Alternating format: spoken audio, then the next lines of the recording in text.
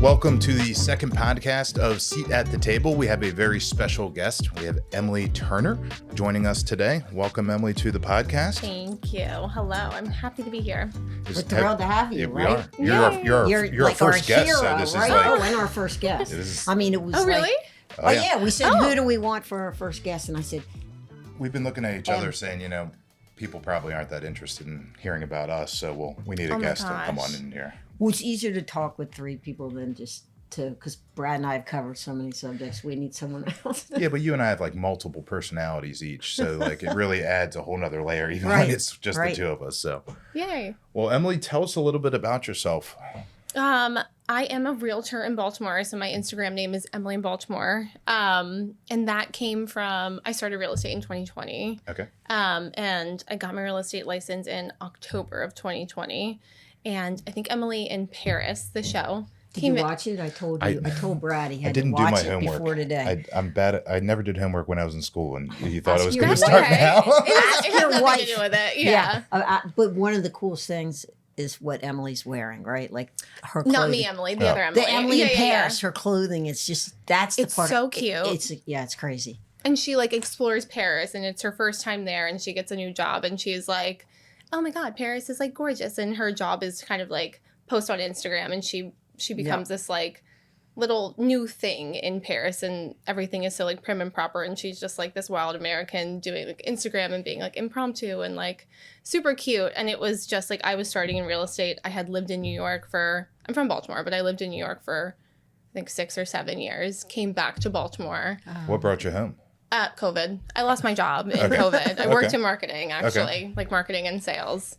I was not doing real estate before this. Gotcha. So lost my job, came back home, and I was like living with my parents. And I was like, what do I do every day? So I got my real estate license because my job just was not going to exist anymore. I worked in like sales and marketing for like an event planning company Okay. that did events for restaurant groups. So it just wasn't a thing. It was a bad market then. It was a That's- really Totally. terrible market. Like my job just did not exist anymore. So came back here, and then I would like walk in the city every day and take pictures, and then got my real estate license, and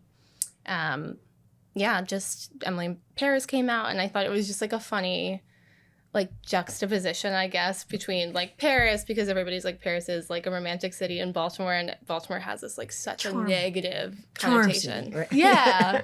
What's it's funny because you talk about the Charm City, from the outsider's perspective. Like I was actually traveling last week, and someone asked like, "Well, where are you from?" And I live in the Annapolis area, but I'm always like, "Well, do I tell them I'm like from Baltimore? Do I tell them I'm from DC?" Yeah. Like you don't really want to lead with Baltimore all the time because it does have a net. They're like, "Is that where The Wire was filmed?" I'm like, Yes. Oh, that's the Bad first thing rap. people say. Yeah, always, Yeah. always. But it's interesting because if you've ever lived there, it has some magical places to be in there. Now there's some 100%. not so magical parts to be into, but that's any Any major city. city at this Yeah. point. So yeah, it's So what did you say when this person asked you? Did you say DC? And I bet you said Annapolis. I think I said I live between DC and Baltimore. Okay. And then they're like, "Oh, where's?" And then I was like, "What do you know where the Naval Academy is?" They're like, "Yeah." I'm like, "Okay, I Everyone live knows a that. few miles from there." But it's always interesting to when people trying to describe where they're from, and especially like when I was on the West Coast, and I'm like, I don't know if they know Oh, where yeah. they go, The whatever. geography. Maryland? And one Yeah. guy was like, "Oh, my sister went to the academy," and like so now he's like talking to me about restaurants down here, and I'm like, Wow. Yeah. So Yeah. you underestimated. Yeah. Well, Emily, so you started your real estate, you started your social media. Mhm. Do you know how many followers she has? "It's like 20,000." I think it's 24 or 5 now. Yeah. Oh, I'm one of them because I Yay, did do my thank you. homework too. I may have not watched Emily in Paris, but I did go. Yeah. And how watch did you get? How did that? I'm sure it's just like an incremental, slow Yeah. momentum but like describe that, how you grow your followers. Yeah. It was really unintentional. Like the point of starting Emily in Baltimore was like not to get business at all. I was just like, I remember the first like photo I posted, like, and it was just an Instagram like story. And my friend's husband who lives here and we were friends, and he was like, oh my God, I love that post. It was a post office in Fells Point. And he was like, when we used to live in Fells, that was like such a beautiful building. I remember walking by it too. And every time I would do that, somebody would like message me like a memory that they had. And I just thought it was really cute. So I kept doing it like every day, just because people liked it. It wasn't for like to gain followers or anything like that. It was to get through COVID, right? It was just to get through COVID, and like taking pictures was just like a fun way for me to do that. And like I had literally had nothing else to do. I was like, I don't know how to get clients. I can't talk to anybody in person. Like I don't know what to do. Like Just gotta how beat do the I? streets. Yeah, Literally and figuratively. yeah. And then like I remember my first client had reached out, and we're still friends to this day. They had reached out on Instagram, and she was like, me and my wife are moving to Baltimore, and we saw your Instagram through like a hashtag.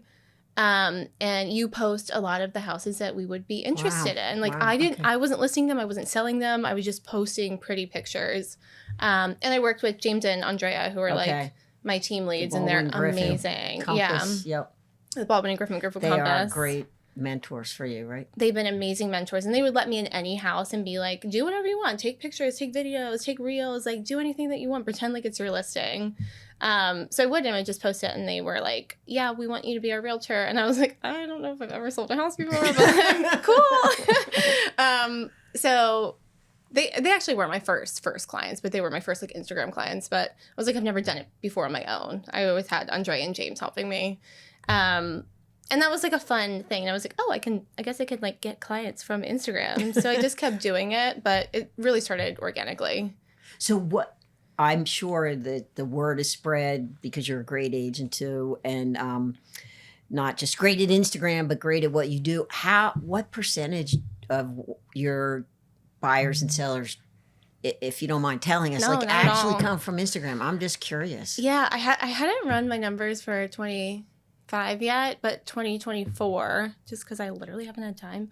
But That's a good thing. 2024 Raging it was, hot business right now. Yeah. yeah, it's good. It was 80%. Yeah, Whoa. yeah. I expected she was gonna say maybe 50. Didn't you? Not 80. I didn't know it was gonna be. I mean, that's a Yeah, crazy. it's huge. The year before was about 50%. And it then- just keeps like I Yeah. know your book of business just keeps increasing and your Yeah. reputation. So So it's been fun. Like I have never once, I pay for ads for like my listings. I have never once paid for like a Zillow lead. I've never once paid for like any to kind boost of your like leads. No, not at all. Not once. You know, it's interesting. I was talking to one of our settlement officers, Madeline, Mad for Title. That's her handle. Yesterday, and I was actually like kind of coaching her through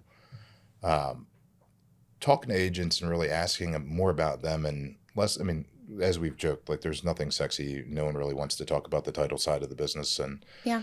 I always, as I was building my career, I was asking a lot of questions of the agents I was talking to. Same things we're talking about.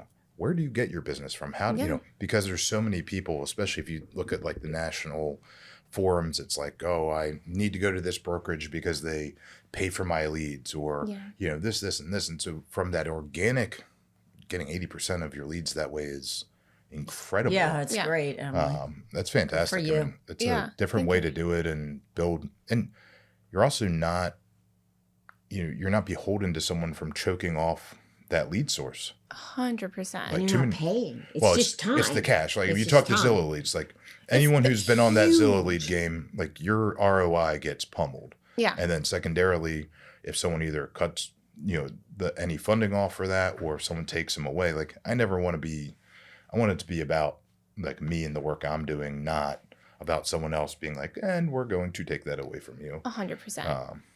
Now you talked about your mentors there.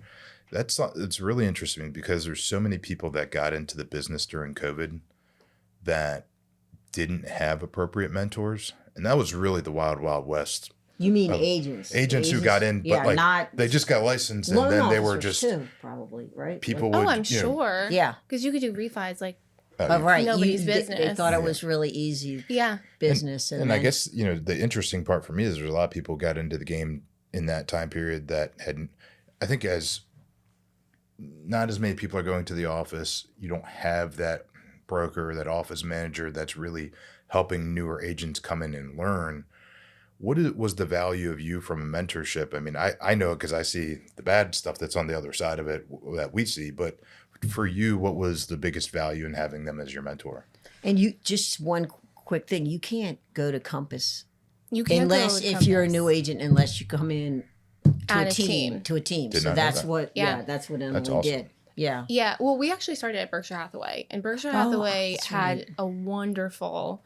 They're a wonderful company, but they had a wonderful, like, first time realtor like training program.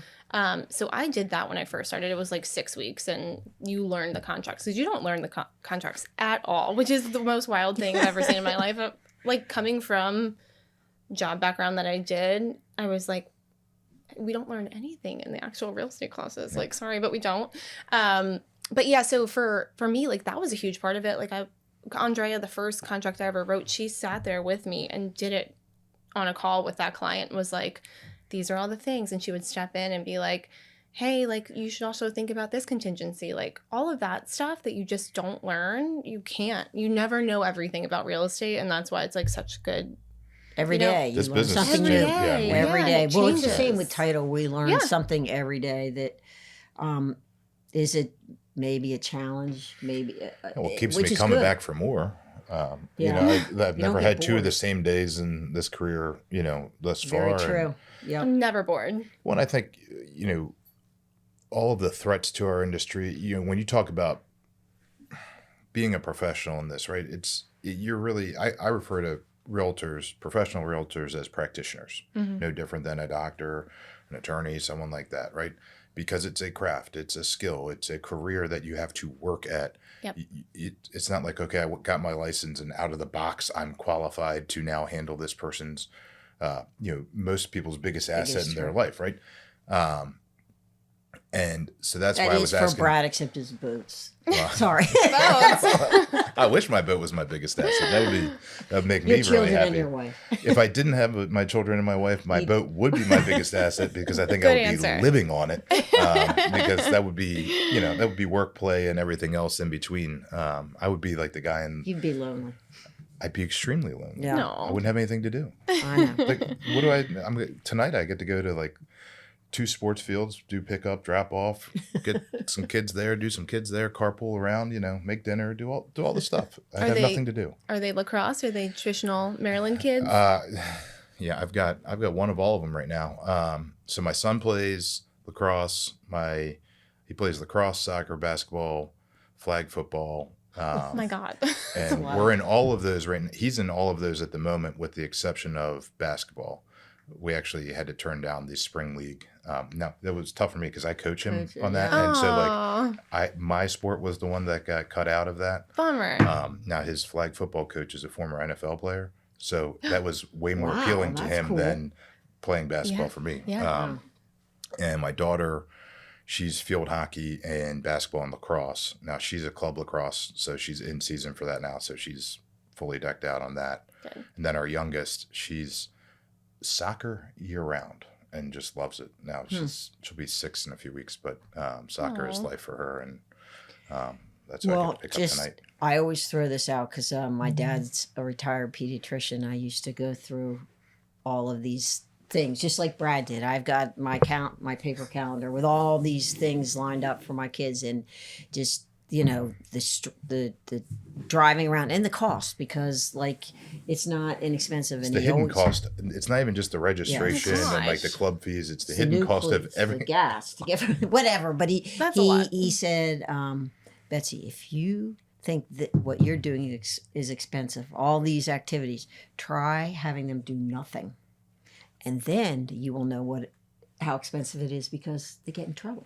Oh, they get That's so way- smart. Yeah. So if you Yeah. don't keep them busy, You got to load them know, up. Yeah, you got to load them up. Exactly. But very I true. interrupted you. You were talking about practitioners. Sorry, and I totally well. derailed you.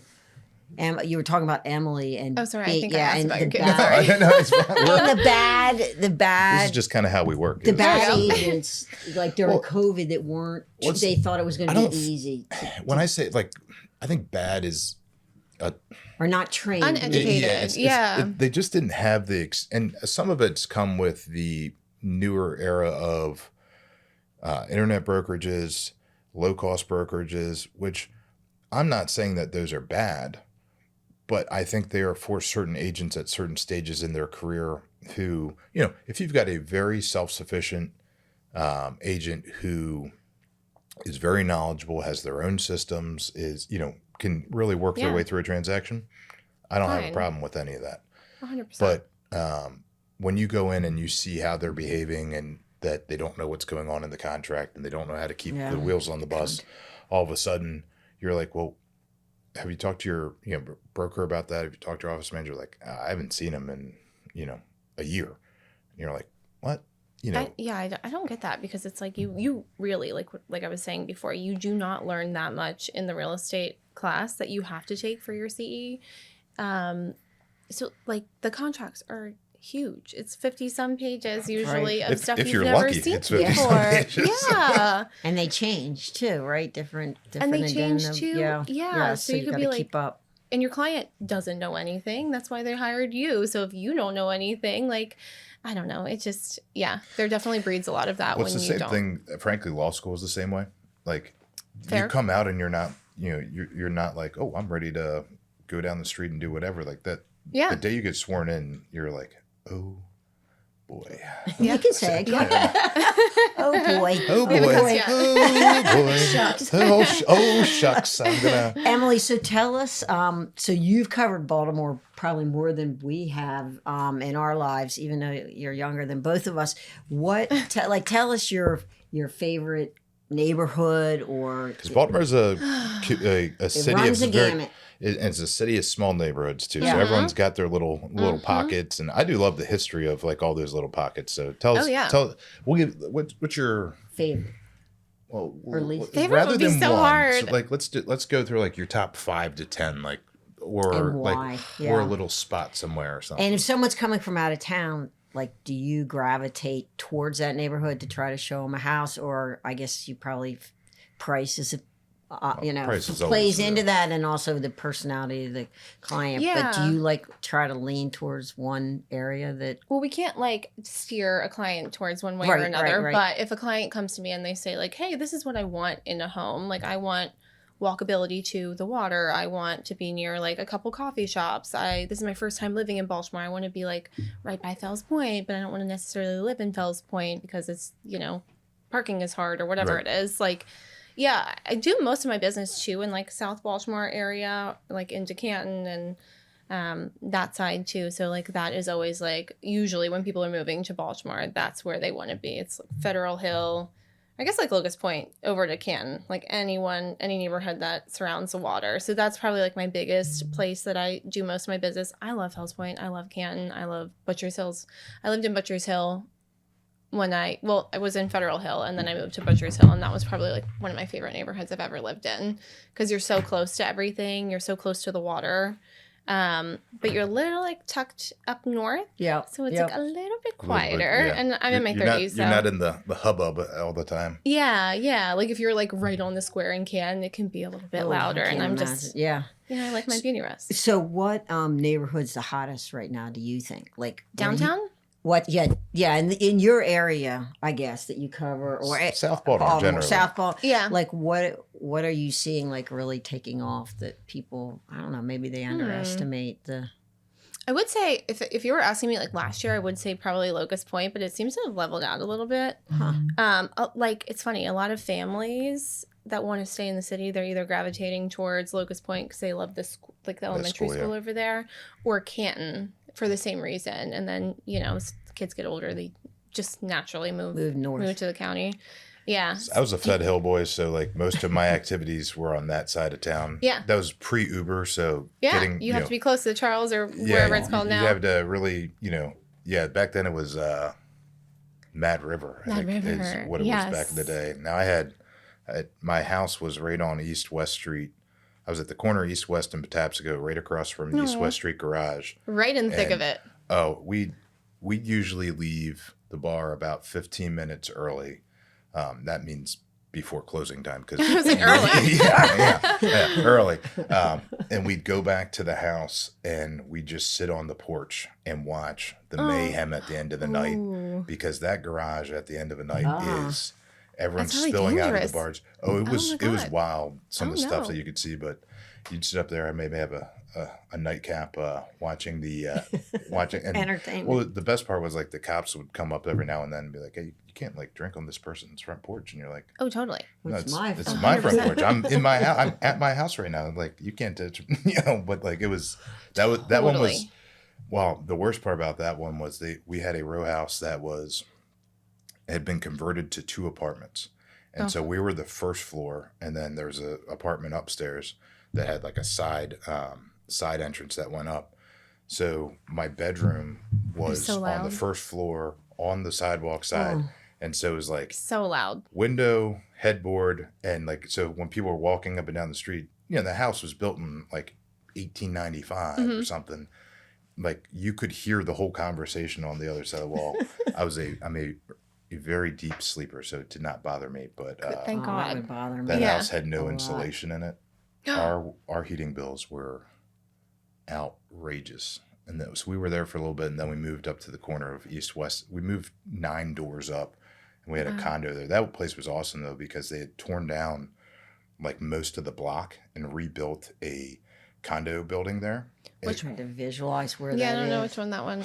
So it was across. It was actually, you know where the hardware store is? I think it's Ace? an Ace. Yeah. Like right there on Light Street. Oh, yeah, So yeah. like right down, if you come down towards Cross Street from the Ace on Okay. that corner, there was actually a title company that was Oh, beneath me yeah, at yeah. the time. Wow. But It's like got a That's green fun. door. Is it so? Was it green when it you was were green there? when I was yeah. there. Yeah. So we were on the second floor there, and there was when we first moved in, there was a title company beneath us, and then they put in like an apothecary place. I think it's like a bodega now. Yeah, it's just something all over. But that place was awesome because had been recently built, like within like the past 3 years or the 3 years before we moved in. Mm. I actually had a hot commodity there that had behind it. It had a 2-car parking garage Whoa. contained. So like I dropped that door, no one was getting to my car. Wow. Yes. That's Like, nice. it That's was a big awesome. thing in the city. That's Yeah, good. it was huge. Like it took that. Now there's 3 roommates that lived in that condo, and one of them had the master suite or the primary. I guess. Primary. Sorry, I'm still old school. You got to on it. use the that right out. terms, right? So that one, he had the primary, but he worked in the city, and so parking was never an issue because he always was home before we Before did. the rest of you. But that was when I was going to law school, and so I didn't get back to the house until like 11:45 or midnight. And so having Yeah, my that was own important. dedicated space to just So right nice. there. Running Especially around. over awesome. there. It gets busy over there. Yeah, it's especially you try and come home on like a Thursday through Sunday, and you're What about if like there's something going on downtown? Oh, That's it- even Oh, if there's a worse. game? Yeah, Oh. yeah, like Forget an it. Orioles game. Yeah. So Emily, I'm curious, do you use TikTok or what platforms of social media do you like? What's your favorite and you Yeah. know talk about the different platforms. And do you use LinkedIn too or No, I don't. No. I don't even know if my LinkedIn says I'm a realtor. I know there's so my biggest thing is Check. like pick whatever is your niche and like go with it. Like mine is Instagram. so you just that's your I just do Instagram. I try to like repost on TikTok. I just like TikTok is like a different like Instagram is polished and aesthetic and that's my vibe, right? Yeah. I'm like an elder millennial, I guess. So like that's what my demographic goes for, and it I'm like works for I'm me. the eldest millennial. Okay, I Yeah. still fall in there. What year are you? What? I was born in 85. 85. Okay, So- I'm 91. So Yeah, like, yeah, you're similar. like, yeah. I'm like, I guess technically I am a zennial. Like, I think technically I was within the millennial, but then it more classified as the zennial as they got older. Some of us call it the Oregon Trail generation because we grew up before computers, Yeah. but then had the first personal computers in the household. We played Oregon Trail. Yeah. Yeah. I'm not talking about ages and birth dates, but anyway, go on. So yeah, I do mostly Instagram. Yeah. That is my biggest thing. I love it. I've always found clients on there. So That's good. I think that's good advice because so many people try to cover so many different platforms, but if you find can't do one it. and like you said, you're polished, it's polished. It's my aesthetic. I like it. I don't like it. I think TikTok is great. There's like a couple like lenders and realtors that do stuff on TikTok. It's like more impromptu. It's like probably like easier to post, I would say, because you can just like do a quick clip and post it. Sure. Like, well, at least my Instagrams, they take a long time to do. Mhm. And I think that's why I get a good amount of listings from doing that, is because like people come to me and they're They're like, professional "What?" looking. Yeah. And They're people are like, really. I think it's also where's the demographic that you're trying to reach? Where are Exactly. they? Like, Yes. you know, Instagram. Mine is Instagram. well, and that's yeah. so it's like, you know, if LinkedIn was where your demographic was, that's where you'd 100%. live. If TikTok was where your demographic was, that's where you'd want to be Facebook for mine. on. Facebook. You know what though? I've found clients on Facebook Have too, you? or Okay. like at least not like maybe not found clients, but like I have like family members that I've never like not never talked to, but like haven't really talked to. Like my aunt lives in Kent Island, and she like was like, "Oh, I always see your Facebook post. Will you list my house?" I was like, "I've never sold a house in Kent Island before. Like, sorry, I've never done that, but like." Of course, I'll do it for you. But Yeah. she knew that because I kept posting about it. I haven't seen her in maybe like 7 years before that. Wow. Okay. So I mean, like anywhere that you do it, I think it's just more important to like focus on what you have to do. Because if you're more focused on posting, you're obviously not going to be Right. doing as much work. Well, there's a consistency component to it too. 100%. Like Yeah. I imagine that. Formula, right? Like you have to do Well, you it got to every so you got to often. do it. You know, when I first started shooting videos back in the day, before we did this, there was a really good agent that I work with, and he said to me, he was like, "Hey, I really like your content." I said, "Now do it once a week for 52 straight weeks, and then let's talk." Yeah. But it was a Yeah. really like at first I was like kind of taken back, and then the more I thought about it, it's like, oh, I've got to go shoot content. I got to create content. It's a lot. And no, like, there's only so much stuff you can talk about in our You're, sector of the it's business easier for for you. an I mean, agent. Yeah. it's, I mean, you have we see so much. it's Yeah. so many visuals and people inside, outside. You're Totally. walking through houses, neighborhoods all the time. Endless content for my side, which is such a nice thing. So I have a question, something that I feel like is a trend, and I've always wanted to ask an agent about it. There's so much now with off market coming soon. You Can't do it know, anymore. between like, can you tell me why? Like, I don't understand the. Because we Is all it want to an create- edge. We're all competitive. We want an edge. We want. It gives hype. It gives hype. The sellers feel cool. Does about it though? Do you think it works? Like, is it really? Do you do it? Do you use that tactic? I've tried, but honestly, it's like there's like a catch-22 about it. Like the market is supposed to be whatever the seller wants to do, right? Like Yeah. you should decide how you want to list your house. That's your right as a seller. Like if you want it to be off market, you should have it to be off market. But at the same time, it is nice when there is an open market, because then my buyers don't come to me and be like, oh, so and so posted about this and I didn't even know. Like you didn't tell me about it. Right. Like I didn't know because Oh. it wasn't on the market. Then it doesn't really become a fair market because they don't see what other buyers are Right, seeing. If it's right. kept in certain brokerages, luckily Compass has like a really big network of it, and we Sure. have a lot of agents, so like it works out for us. But I don't necessarily think it's like fair all the time. And also like just have a plan. Like it leaves a little bit of room for error in my opinion, because it's like if you have something off market, usually the sellers are like, I'll take an offer if it's a great offer, but I'm not like fully ready for the market. But when you have this plan that's like, okay, I'm going to be on Coming Soon this day, I'm going to be listed this day, we're going to accept offers until Monday, open house on Saturday, it just is a little bit easier for everybody, and the communication is a little bit better there. So yeah, I like off markets if I can get them for my clients, and I do. Mm-hmm.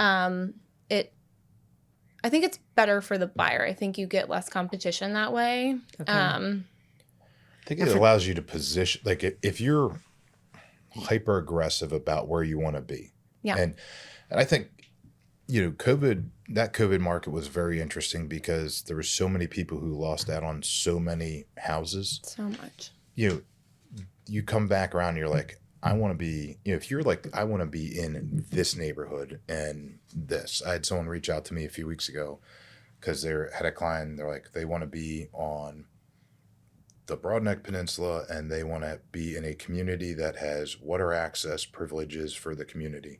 I'm like, all right, well, that we just took your prospectives, you know, homes down from, you know, 7,000 down to about, you know, 450. Yeah. So that's a tough one. If you want to be there, you got to get aggressive and you got to, try and get to 100%. something on that. Yeah.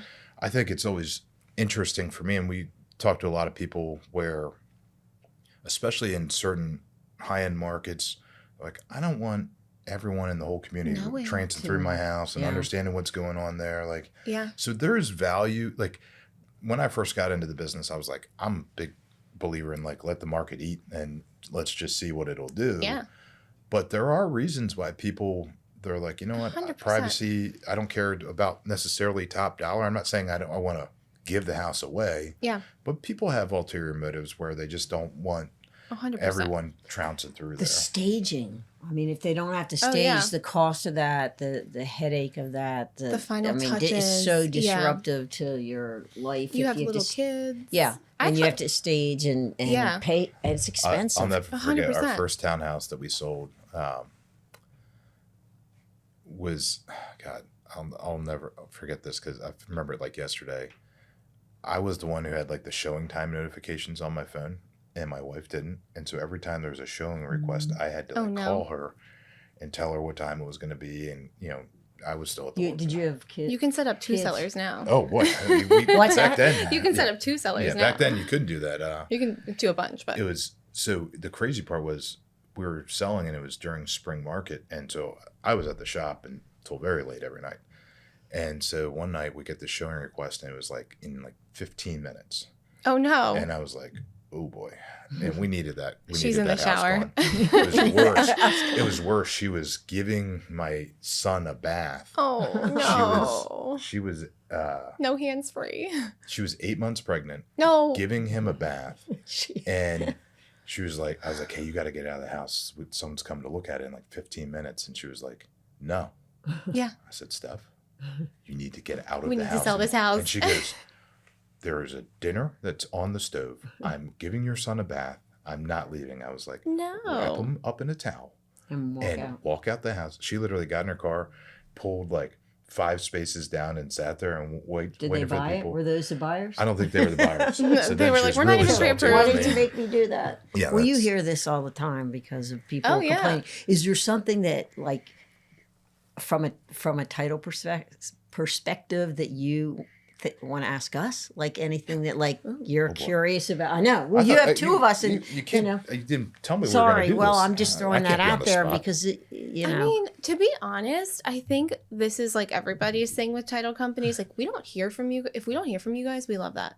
Like, until it's like closing day, and like you guys are the easiest should Part of be, the and equation. almost always is the easiest part of the equation. Like, I don't know what you guys do behind the scenes most of the time. To be very honest, I know like in general what you guys do. You look for liens and encumbrances. You like check all these things and verify whatever. But I love that though because Yeah. and I love working with Emily because she's not one of those agents. It's like she lets us do our job, right? I trust you guys And, are going to do yeah. it though. And so that's the way it should be. It's so funny. Like throughout my career, to your point, there are agents who want to be like have you hyper involved at every step of the way, and then there's other ones where like I'll call them. I could call someone right now and they'd be like, "Is there a problem?" I'm like, Because they're not used to hearing from you. well, I won't. Oh, I well, would 'cause- if 'cause you I- called me. I'd be like, Unless "What?" there's a problem. Yeah. I'll call them like, and they're like, "What's wrong?" I'm like, "No, I just wanted to like catch up on blah blah blah." And they're like, "There's not a problem with my file." I'm like, Yeah. "I'm like, what am I, the grim reaper of real estate?" Like Yeah. Yeah. And the funny part though was, I got to a point with a lot of them where I'm like, I know you're busy. I know you got a lot going on. I don't want to bug you, so I'm not just going to call to BS around like and catch up on things. But if I call you, you need to answer. Yeah. Yeah, And because I 100%. gotta we gotta roll. They've moved on to. They're hoping that everything's in line and that you're going to the table. Well, I Yeah. think- And you move it on to the next. Like you kind of have to keep it feeding the 100%, pipeline, going yeah. on to the next. The thing deal. that we talk about the most in our business is there's only 2 things that solve problems for yeah. us. guess. Can you guess what they are? Let's see if everyone Okay. can guess. Two things that solve problems. In the title industry, if we have a problem like unreleased lien, lender that doesn't have a clear to close, Missing documents. missing documents, Your underwriters? what's that? Your underwriters? There's 2 things that can help us solve a problem. We'll tell you. What are they, Brad? Time and or money. Oh, duh. Yeah, that's all right. yeah. You're not in our Well, but it's interesting because some of the times that you can have all the money in the world and you can't solve that problem. Right. Like if you've got an unreleased lien and you know that lender went defunct, like you got to and try and chase down a release from the FDIC. 60, 90 days, easy, and like everyone else is sitting there. They've got a rate lock. They got all this stuff going on. You literally need to. That's why we pull the day we get a contract. We order everything within the first 40 minutes that we have the I don't contract. think that's standard, is it? No, I have agents actually on your team that'll send a contract and they'll say, well, inspections aren't for 2 days, so hold off from doing anything until we get through the inspections. And I really? I read that and then I think of Brad Walsh saying, don't ever wait. Just Don't wait. like, because if all we needed were 2 more days to clear something, we lost them up front lost the because we opportunity. didn't order the Yeah. title work. So I don't know if some people understand this, but we incur an expense immediately. We open a file in Qualia, that costs us money. We order title work, that costs us money. Judgment reports, surveys. But to your point, But we'd the rather be difference of- ahead of it, well, right? the difference between if I could have had those 2 days back, I want to be able to say, like my theory has always been, I want to be able to look you in the eye at the end and say, we did everything within our power to get this to the table on time, and Yeah. it just Yeah. wasn't possible. Yeah. If I can look you in the eye and honestly say that, I have no problem making that phone call. Yeah. If I sat on it for 10 days to see if it was real, and then I ordered it, and then there's a problem, like, you know, That's your fault. some- Yeah. Yeah, it's on You're like, us, "Ugh." right? I was talking to a new settlement officer this morning, and she was like, "Oh, at my old place, we didn't. If it was a long contract, we didn't order until we were within 30 days of it going to closing." And I was like, "Oh But don't boy." you want to just like sit back in the last 30 days and just like chill? I want that cleared. I want the title cleared. I want everything done. Send the commitment back to the lender and just be Right. moving right along. It's so funny how many people don't respond to the information requests. I mean, if you think about Sorry, what we I've do been is delayed And lately. you mean in Qualia? well, yeah, because the title company aggregates a lot of information, and we're trying to get it from homeowners associations. We're trying to get it from the city. We're trying to get it from all these places. Lenders, payoffs. And yeah. the quicker that we can get all of the information, that's when we can identify we don't have a problem. It's when people are like, "Oh, I'm going to go out of town for 2 weeks and I'll get to you when I get back." Like, you No. just put your transaction in. There may never be a problem. We only have 3 weeks, Yeah. 4 weeks. You're Like, Yeah, what are I'll you get doing? to you. It's You know, quick. well, because not all payoff lenders will give you that payoff very quickly, and so every lender is not created equal. Every HOA company is not created equal, and so for me, I'm like, the whole premise of how we've run the business has been, if we can do it now, I want to do it now, and then if we got to eat the cost, we got to eat the cost. Within an Yeah. hour. That's That that's is like my- that's our goal is to open the second we file receive that within an contract, I hour. want to. That's amazing. Yeah. And So- I've no, I mean, do you have, is it often that, I don't think I've ever had somebody like not move forward or like go through with using you guys. falling apart, you mean? Yeah. Any I mean, deals? like deals fall apart, it happens, but like I don't think very I rarely. know any that I've had with you, but yeah, Yeah. It's actually the fall through rate nationally right now. It's pretty is, low, No, it's right? actually high right now. Oh. It's well, it Interesting. was very low. okay. Like 20 to 24, very low. Mhm. Like because I mean, people Competitive. It it was competitive. People go to a walkthrough and it might not have a roof on the house, and they're like, "I'll still take it. I'm good." Those were the days. I hate inspections. Yeah, they're- Oh, that's the toughest part of your job. It's I so think. bad. Yeah, Yeah. it's brutal. It's important. So But it was amazing because after when people started sending PIN requests, there was agents who had been doing it for 30 years that had forgotten how to respond to a PIN request because and it hadn't been done for so long, and like that would have been you've been like, what do you mean you don't know how to respond to a PIN request? Like that's simple.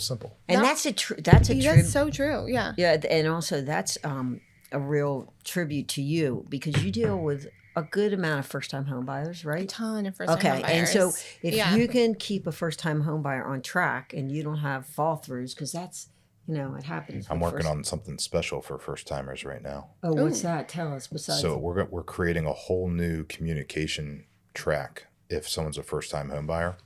about educating them on the process separately, Oh, that's Amazing. so that so once we see that they're first timers, we'll send them down the whole different work flow path to be able to educate them more about the entire process, so I that love they're that. not, and because it's, if you've bought 15 houses, you don't want to get all this information about what most of this stuff is, right? Yeah. So I want to streamline it for those people. But then, that's smart. like, I like personally, first timers are my favorite, like, closings Oh, to they're do. so appreciative. But the Yeah. one thing that I think We get to is set the I'd tone like for to, 'em. yeah, that I like to distinguish is there's first time home buyers in Maryland. Yep. And then there's first time home buyers. And so sometimes you'll get the contract and it's a first time home buyer and you're thinking, okay, they don't know anything. We need to really, be on top of Sure. things. And then I sit down at the table and I realize, oh no, they They're like 60 they years moved old. here from Chicago. They owned in Chicago and here, but we don't always know that. No. So I think what we're You're gonna gonna have do to is choose. we're gonna wind up, I think, creating a custom question in Qualia, so that it's like, have you ever owned a home before? Yes. At all. And Yeah. if not, and then we'll send it. I just think it would be a really interesting way to curate that experience for someone who's never bought before, and That'd because be there's great. just a lot of different stuff to go on Well, that. most, like Emily said, And now that I said it on the podcast, the team has to follow through with it. said, oh yeah, Yeah, announced you it. have This to is start this it is now. Brad's announcement. The But team most doesn't people know don't what know they're what a up to. title company is, right? When Yeah. you sit down with buyers, they're kind of like, oh, and what do they do? And what, You know? what would you say that you do? Well, half the time, Everything. We have all these different hats. We're escrow agents. We do issue title insurance. We conduct settlements. I think that's. well, and you half know, the time you go and they think you like are the lender, and they're like have they no come in idea. there, they're like, oh well, I gave you all that information. I'm like, you haven't given me any of No, that information. your lender's not here. Sorry. So it definitely is a very interesting part of the game from that perspective. But well, since we have all these sweet props in front of us here, Oh yeah. I want to get spicy with this. Okay. Are you an Old Bay girl Or JOs. or Jo? It depends. JOs for crabs Yep. because that's what you have to be, and Old Bay for everything else. What about you, Beth? Well, do you know OJ makes? You can get customized packages. Oh, No. And I yes, gave out- for like a wedding. So that's at my really wedding, cute. we gave Yeah. out we gave out engraved crab knockers, and we gave out mini packets of spice that had like The wedding the date, wedding date and yeah. everything. The on little it. Old Bay ones, the Yeah. little mini ones, those are so cute. Not that no, No, no, you mean no. the So- OJ. So They're like it'd bags. be like in a Cellophane cellophane thing. pack like that Oh, with like a cute. label on the front. Okay. But it was I'm a JO number 2 JO. guy is Yeah. my deal. Well, But- so my daughter is another COVID story. She had a COVID wedding, and so we ordered just a ton of those little packets to give to everyone that had their names and the wedding date on from the JO. Is that from what- J, yeah. JOs, And yeah. they didn't have their wedding. They had 30 people on a beach instead. So So you got all this. Drew puts it on everything. Like he's grilling pork chops. Oh, get the. You So still we have have a it? zillion packages still. We had a whole box, but as Brad Doesn't go knows, I've bad. told over and over. My son's getting married in Italy in September, and Yes. he's giving flasks out with grappa, and he wants the Old Bay given to his You gotta get the to little his baby guests. ones. So They're we're so gonna have cute. to. I don't know. Are we gonna be able to clear customs with having a bunch of that? I would ship it. I would ship it over in advance. Yeah. They're gonna think you're trying to Send it import to the you know, hotel. the good stuff. No, So- my whole like everyone around me, I'm the JO number 2 guy. What does number 2 mean? So number 2 is they have all these different. Did you know that? I didn't know that. I thought there was only one. Oh no. So there's. Is this number one? No, that's not one of the crab technical ones. It's slightly different, but they have, not a stick. and we probably shouldn't even get it. I'm a nut when it comes to it. So number 2 is what you use for crabs. For crabs. It's Now, thicker, right? It's thicker. It has yeah. the rock salt in it. Yes. You can get JO number 1, which is more close to Old Bay itself. Okay. But they actually have any number of seasonings other than just crab seasoning at JO. Because they're Maryland based. They're up in Linthicum. You can actually go in and buy it at their store there. I didn't And know then- that either. Yeah. There's some crab houses that actually have their own version of their own blend So it's like a different variation of JO number 2, and they can, you know, put all that out there, and that no one else can have access to their signature blends on it. Am I correct? So I was told that when you would go to a bar in Fells Point, the crabs were free. They had all banned them, and they were so plentiful. They had people, you know, they gave them out because Back in the this made them drink more beer because it has so much sodium. Maybe that's Like why when? I had to have the JO. I don't know. What's that? It's the drinking beer part. That's why I like the JO. I guess I don't never know. heard that. I don't know. That's probably true. Are you an expert on this too, or No, I look. I run the crab pots at our house, so I'm responsible for crabbing and steaming and the whole operation. I'm actually extremely excited. I just got for my birthday this year. I bought myself a new steam pot, and Ooh. So you put your boat, you crab he it. fishes? He's Oh. Well, big. yeah. So my brother lives on the water, and I run the crab pots off the dock at his house, and Nice. so then we keep them up. And usually, They're neighbors. So yeah. Jay, Oh, cute. right? yeah. Yeah. So we is live right- across the street from yeah. each other, Fun. and so usually, I'll get like a text message like Sunday morning, and he's like, "How many crabs are in the pot?" Aw. And Sunday, usually either every Sunday or every other Sunday, we'll do a like cookout crab feast in the backyard at his house, and we'll steam whatever we. Although That's I think we're gonna go to trout lining this year. I'm gonna try. Trout line? You mean Yeah. The You- fish. No, so you set an anchor at one, and you have a line that you put in the water with chicken necks or bags of clams or whatever, and you go and pull the line up and put it on a roller, and it's like what the commercial guys do, and go out and you scoop it as the crabs come up. You scoop them right off that and Oh. put it in. Hmm. Or you can do pull trapping. There's, I don't know any of these things. Did you know we don't just talk about real estate. I was not I a, love I was not a this. city boy in in that part of my life. I grew up around the water and in Maryland? In Maryland. So I actually live about a mile from the house that I grew up in. Oh, So did not make it far. But that was that's wild. growing up on the weekends. We were on the water doing Any those other things. foods? Any other Baltimore or Maryland foods that you We can got a think bunch of? over here. Oh, okay. I mean, I would polish off those crab chips in the I back. don't know what this one is. Oh, Mouth Party Caramels. So the woman that started that company actually lives in my neighborhood, and this Oh, is her cute. grandmother's recipe. They look And And delish. she now, we'll have to have a few of those once we wrap up here. Getz's is another one of my favorites. which Oh, is yes, not the on here. caramels, right? They're like the cowtails. Oh, cowtails. Wait, the what? They're cowtails. Cow- Is that right? Oh, I know what you mean.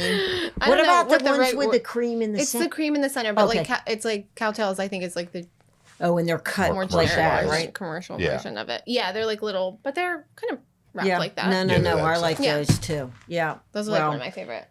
Zeke's is great. do you too. like Love Zeke's too? Zeke's. Yeah, they do Zeke's, a are frozen you coffee in Zeke's? the summer. You I'm. don't drink that much coffee, or you do? Oh, I drink Okay. a lot of coffee. I'm a. He drinks iced tea all the time. Who That's am I- Jay. Jay. We could okay. not give him coffee.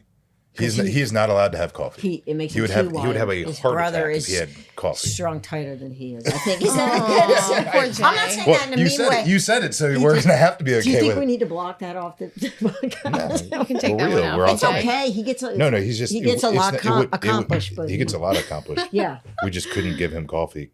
Yeah. One time we gave him a Red Bull, and that was like, He shut Enough out for his King. life. yeah, we Yeah. were. That was no bueno. I would love to be like that. I drink coffee all day.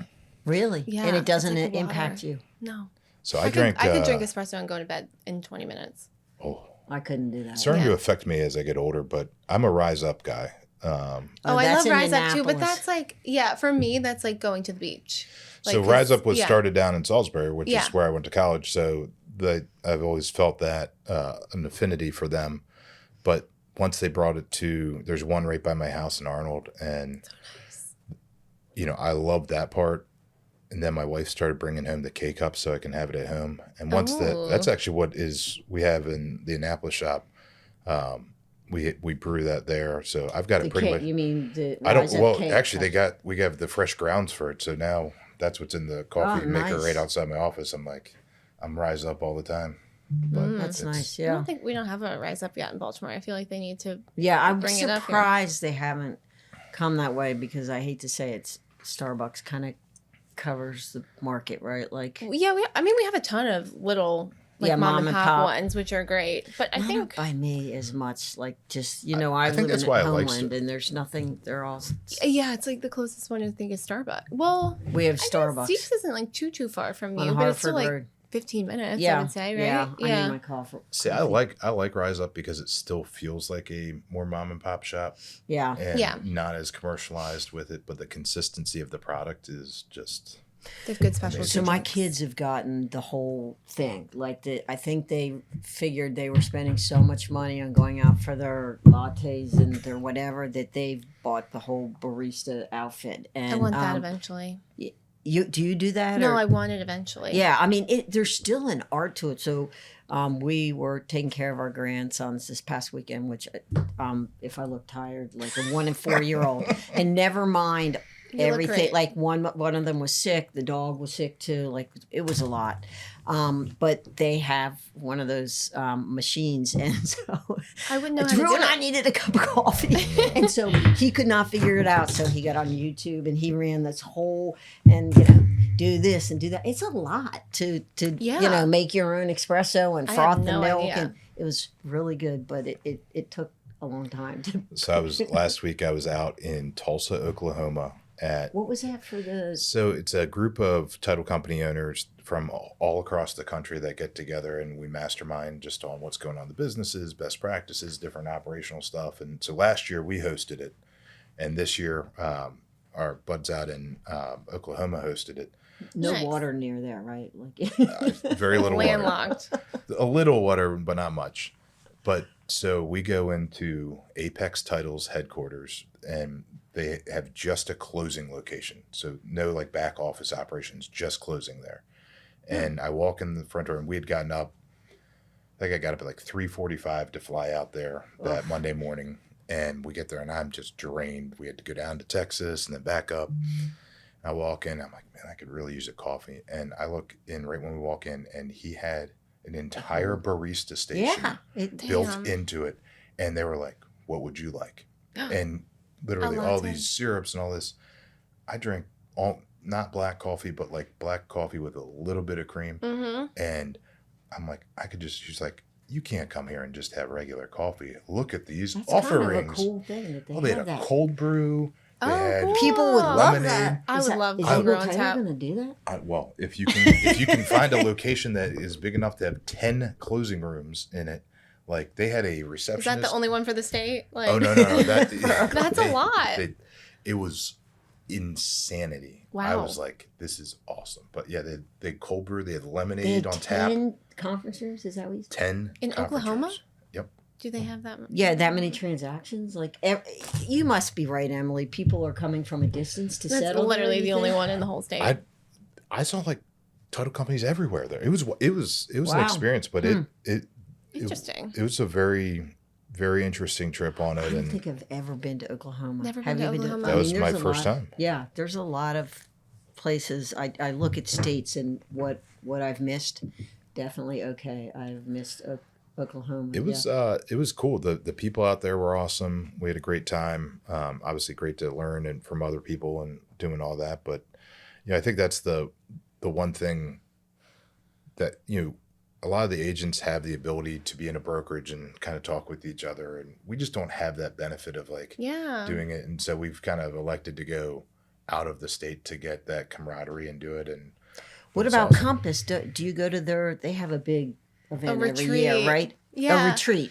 I went last year. Was it in New Orleans? It was. It's in New Orleans this year actually, and I really wanted to go, but I don't remember what was happening that weekend that I can't go. I think I have a wedding or something. But last year I went, and it was in Charleston, Oh, that's a good. and so I place was like, to of course I have to go. And my best friend lives there, so we went. How much But content did you shoot in Charleston? That's what I really not as want. much as I wanted to, honestly. I took a lot of pictures, but not as much as I wanted to because your day is like packed with stuff. But it is true, like our side of things, like we talk to different agents at all different brokerage. Like we have to all be nice to each other and work together because if I want my deal to go through for my client, like I can't be mean to Betsy one day and then be like, actually I have another offer. Hello. It's surprising how many agents don't have that same mindset. And then they wonder, later when their offer didn't get accepted, and it may have been the best terms, Yeah.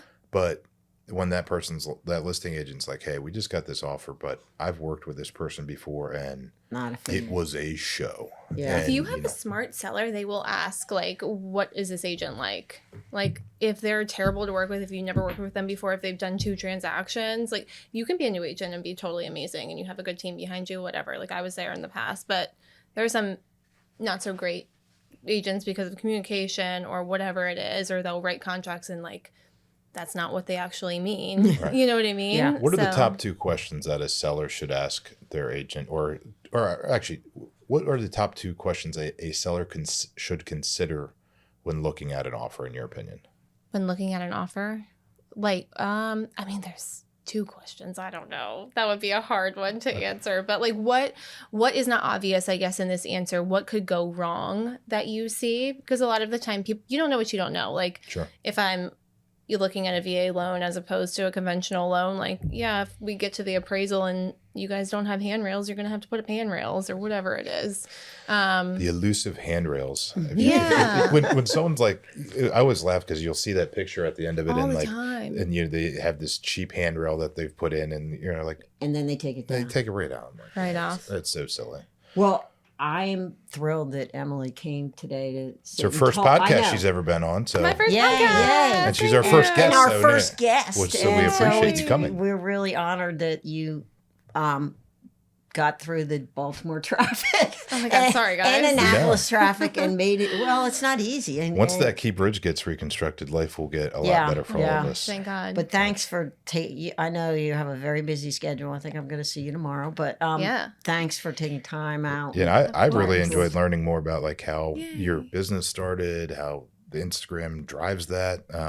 That's really good for a lot of people looking to figure out, and Impressive. again, finding your niche. Like that's the whole game. Just gonna be you and do your thing.